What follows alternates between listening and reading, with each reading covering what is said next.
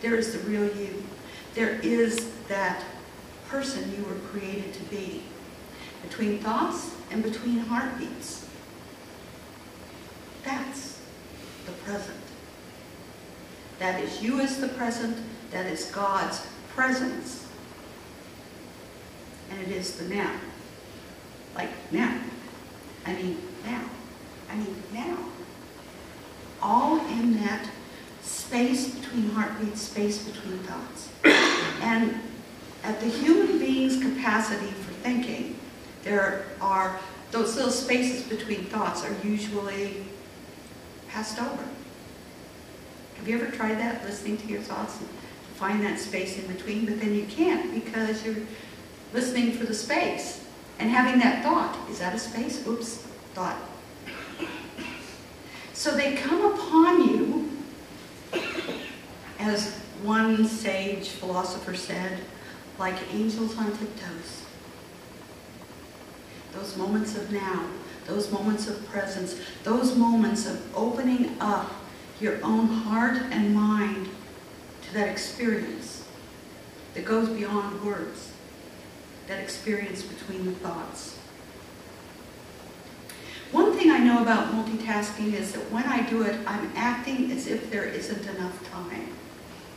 I mean, I've got to do 5 things at once because, good heavens, my day's almost over. Acting as if there isn't time. But it says in the Bible, in Ecclesiastes, that there's time for every purpose under heaven. A time for every purpose. And I like to think of this as the grand purpose, the purpose of Wayna.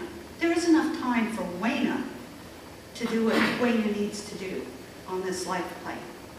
There is enough time for you to do what you need to do. And quite frankly, I no longer impress myself when I'm doing 5 things at once. I came to this about 10 o'clock last night. I keep trying to impress myself on how much I can do at any given time, and I'm no longer impressed. Instead, I choose to pay my energy to each single thing I do and do well. Pay attention to a conversation. Pay attention to a list. Pay attention to a paper I'm writing. Pay attention to a task I've agreed to do. Pay attention to vacuuming the floor. Pay attention. As the Tao teaches, to pay attention as we chop wood and carry water. You know, it's really hard to multitask when you're chopping wood and carrying water. So if I just delegate things out in that manner, then I have a better understanding of do one and then the other. Oh, maybe start here and then do that. And this business about impressing ourselves, or impressing myself specifically, is to impress upon my mind that which is before me. It's really interesting. One time I took a class in releasing weight. I try not to say losing weight because you lose something, you always find it.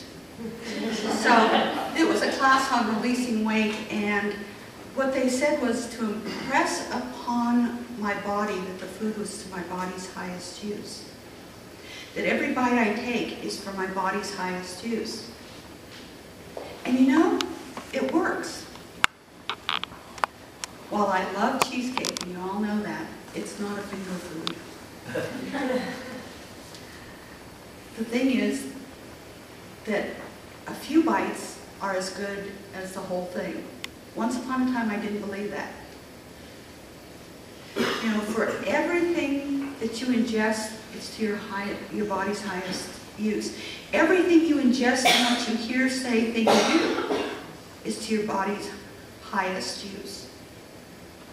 Every idea you have about yourself can be to your body's highest use when you impress yourself with the truth. So the short and long of this whole thing is, if you want to be a present, in the present, you need to stop lying to yourself. You are not too old, too young, too weak, too strong, too this. You're not too anything. Don't lie to yourself. You are the manifestation of God itself. I know this to be true. I see this in each and every one of you. And so